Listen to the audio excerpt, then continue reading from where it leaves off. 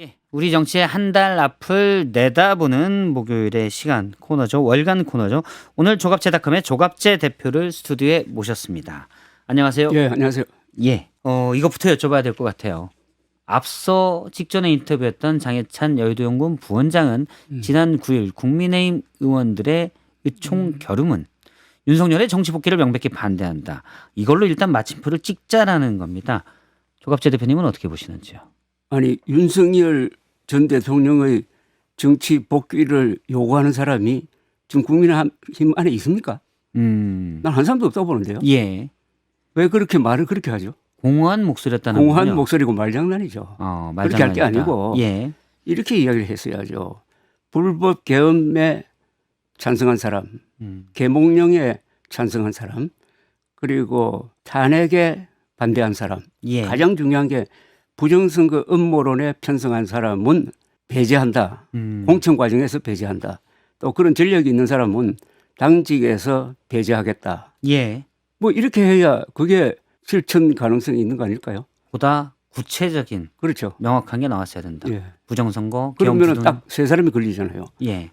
공천관리위원장 이정현 예. 그분 계몽령주의자 아닙니까? 예. 또 윤민우 이분은 뭐 윤리위원장. 전형적인 윤석열파고 더 가공스러운 인물이 이호선 이분은 공개적인 당무감사위원장? 부정선거 업무론자입니다. 예. 아니 이 사람이 지금 제일 요직에 있잖아요. 그리고 공천에 관계할 수 있는 자리에 있잖아요. 이런 사람을 배제하지 않고 하는 무슨 선언이라는 것은 그건 국민을 속이는 거고 예. 어떻게 보면 국민을 졸로 보는 건데 과거에 여러 번 했던 이야기 아닙니까? 맞죠? 다만 형식이 의원들의 결의 형식으로 했을 뿐이지 내용은 과거에 많이 들어봤고 송원석 의원이 그런 이야기 뭐 작년 12월 3일에도 한 것 같은데 뭐 사과한다는 건 여러 번 했죠. 똑같아요. 하지만 내용과 알맹이가 없었고 그 뒤에 구체적인 조치들이 없었기 때문에 계속 윤호개인과의 절연을 요구했던 것이고. 그렇죠. 그 절연은 행동을 요구하는 거지 선언을 요구한 건 아니잖아요. 알겠습니다. 앞서 이제 장해찬 부원장과는 전혀 다른 걸로 평가를 해주셨습니다. 일단 장동혁 대표가 어제 이제 9일날 의총에서는 별로 얘기는 않다가 어제 한마디 했는데 107명의 의원이 보여준 진심만 봐주면 좋겠다. 사실 정확히는 권성동 의원이 구속돼 있기 때문에 106명이긴 한데 이 얘기를 했습니다. 이건 어떻게 들으셨는지. 지금 장동혁 의원의 말은 신뢰가 안 가요. 예. 워낙 말을 자주 바꾸니까요. 그러니까 그분의 대한 평가는 철저하게 실천과 행동을 가지고 평가를 해야 돼요. 예. 오늘까지도 그러니까 윤석열 세력, 부정선거 음모론 세력에 대한 인사 조치가 없잖아요. 그러면은 전번에 9일에 한 것은 거짓말이라고 봐야지. 예. 앞서 뭐 이정현, 윤민우, 그렇죠. 이호선 이 세 사람에 대한 그리고 또 하나 있습니다. 분명히 이번에 공천 과정에서 지금 공천을 막 하고 있는데 예. 기준을 발표를 해야죠. 어. 그건 뭐냐면은 계엄에 찬성한 행동을 한 사람 그리고 부정선거 음모론을 퍼뜨렸거나 거기에 편성했던 사람은 공천에서 배제한다. 예. 이 이야기를 해야 되는 거 아닙니까? 예. 사실 계속 절윤을 요구했던 건 당에 윤호개인의 그림자가 짙게 들어있기 때문이니 공천 과정에서도 이런 거에 대한 명백한 입장을 피력할 필요가 있다. 예. 이런 말씀이시군요. 예. 아니 그거는 공천관리위원회에서 공천 기준을 정해야 될 거 아닙니까? 예. 그건 객관적으로 해야 될 거라니까. 예. 그렇군요. 사실 뭐 이정현 공관위원장이 그런 기준을 얘기한 적은 없는 것 같아요. 예. 그러니까 제가 국민을 졸로 본다는 말은 무슨 뜻이냐 하면은 그분들이 다 계몽령주의자거든요. 예. 그 계몽이라는 말은 18세기 유럽에서 계몽군주, 예. 뭐 에카트리나 2세라든지 이런 사람을 일으킬 때 한 이야기 아닙니까? 미개한 사람을 깨우친다는 건데 예. 지금 세계에서 평균 IQ가 제일 높고 학력이 제일 높은 사람이 한국 사람인데 한국 사람을 계몽하기 위해서 군대를 동원해 가지고 했다는 이걸 지금 믿고 있는 사람들이 당권파 아닙니까? 예. 사실 이정현 공관위원장도 과거 뭐 그 윤석열 보호 집회에 대해서 아주 고성국 TV에서 우호적으로 얘기한 바가 있습니다. 그러니까 그런 기준을 삼을 수는 없겠군요. 지금 구조 자체가 이정현 위원장이 바뀌지 않는 한. 그러니까 제일 좋은 선거 운동 방식은 장동혁 대표가 물러나는 거 아닙니까? 예. 가능할 거라고 보세요. 그건 가장 쉬운 방법 아닙니까? 본인의 결단 있으면은. 그리고 예. 국민의힘 국회의원들이 다 들고 일어나면 되는 거 아닙니까? 또 당원들이 들고 일어나면 되는 것 아닙니까? 그 한 사람 밀어내기가 그렇게 어렵습니까? 예. 그렇게 하면 아마 지지율이 한 5%, 10%포인트는 오를 것 같아요. 그리고 지금 근본적으로 지난 9일의 그 선언문을 해석을 한다면은 이거는 윤석열 노선은 잘못됐다. 예. 동시에 한동훈 노선이 옳았다는 이야기입니다. 그러니까 한동훈 제명 취소해야죠. 예. 취소하는 정도가 아니라 한동훈 전 대표를 모셔와 가지고 뭐 비대위원장으로 하든지 아니면 선거 대책위원장으로 하든지 이 정도로 해야 그 말이 진실성이 있는 거 아닐까요? 예. 물론 의총에서도 몇 분이 한동훈 징계를 철회하라라고 요구했지만 사실 또 아주 많은 목소리는 아니었던 것 같아요. 이런 부분은 어떻게 보시는지요? 저는 국민의힘은 자생 능력이 없다고 봐요. 지금 국민의힘의 권력 구조는 예. 극우파, 극우 컬트 그룹, 컬트라는 것은 부정선거 음모론을 예. 이야기합니다. 극우 컬트 그룹이 당권을 잡고 거기에 웰빙 체질의 국회의원들이 동조하는 그런 형국 아닙니까? 극우와 웰빙이 결합된 아주 괴상한, 제가 웰빙이라고 하는 것은 너무 좀 좋게 이야기하는 건데 예. 어떻게 보면 이 영혼이 사라진 좀비적 의원들이 서로 결탁한 구조 아닙니까? 그러니까 국민들이 지금 외면하고 이번 선거 구도가 8대2 구도가 된 거 아닙니까? 여론 예. 8대2. 부정선거 음모론 세력만 배제해도 8대2가 아니라 6대4는 갈 수 있어요. 6대4는 그런데 같습니다. 부정선거 음모론자들 끼고 그런데 최근에 있었던 가장 괴상한 일이 하나 있어요. 예. 언론에서 별로 크게 보도를 안 하던데 이준석 전환길 토론 그 자체가 아주 기괴한 토론이거든요. 부정선거 토론. 그러니까 예. 부정선거 없었다는 게 객관적인 사실인데 그러니까 태양이 서쪽에서 뜨느냐 동쪽에서 뜨느냐를 가지고 토론을 한 거예요. 예. 그래도 이준석 대표니까 그런 걸 만들 수 있었어요. 그런데 그게 시청자가 많았다고 해가지고 예. 장동혁 대표가 뭐라고 했느냐 하면은 부정선거가 있었는지 없었는지 진위를 떠나서 TF를 만들겠다 그랬어요. 이렇게 관심들이 많다. 그래서 부정선거에 대해서. TF를 부정선거 감시 무슨 TF를 만들겠다고 그랬어요. 지방선거에. 이건 완전히 부정선거가 있었다는 것을 전제로 한 이야기 아닙니까? 예. 아니 부정선거가 없었다는 것을 국힘당 안에서 제일 정확하게 아는 사람이 장동혁 전 사무총장이거든. 2024년 4월 총선 때 그분이 사무총장 하면서 선관위를 압박해가지고 예. 수검표 단계를 하나 더 만들었어요. 그런데 2,800만 표를 개표하니까 단 한 표의 오차도 없었습니다. 그런데 전환길 말하자면 부정선거 음모론자의 말을 믿고 예. 또 TF 만들겠다. 이거 정상적인 사람이라고 볼 수 있습니까?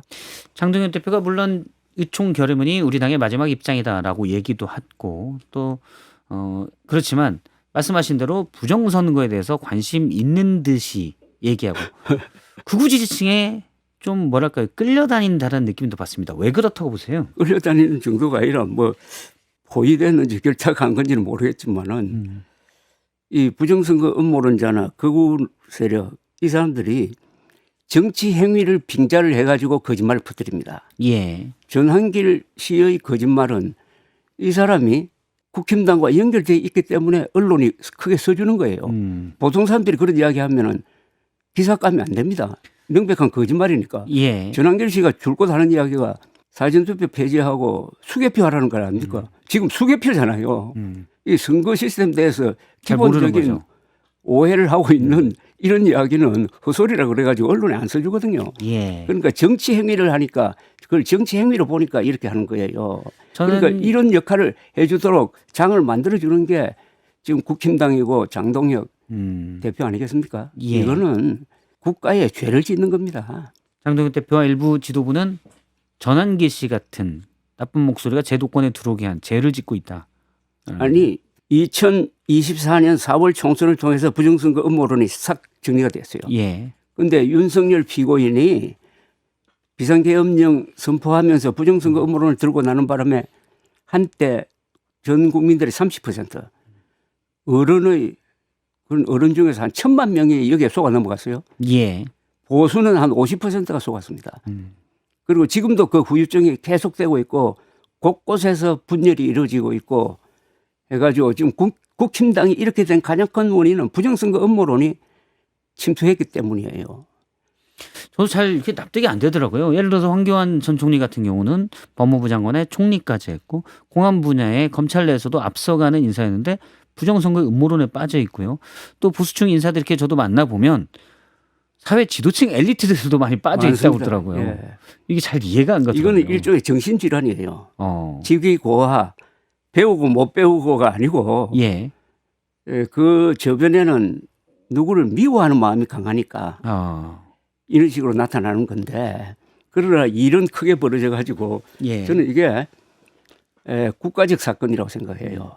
그래서 한국에서 유사한 예가 있다면은 공산주의가 들어와서 이 국론을 분열시키고 찬말을 부른 것과 버금가는 문제가 바로 부정선거 음모론이라고 생각합니다. 사실은 예를 들어 현실을 부정하려는데 선거를 통해서 현실이 만들어졌고 그러면 이 현실을 부정하는 가장 쉬운 방법은 선거가 부정선거다. 그렇습니다. 라고 되는 방식이고요. 그건 이 민주주의 파괴입니다. 민주주의는 공정한 선거가 있어야 유지되고요. 예. 그러니까 공정한 선거에 대해서는 승복을 해야 됩니다. 공정한 선거를 승복하지 않고 부정선거로 모는 행위 자체가 민주주의 파괴 행위고 예. 이거요 형법으로 구성하면은 사형감일지도 모릅니다.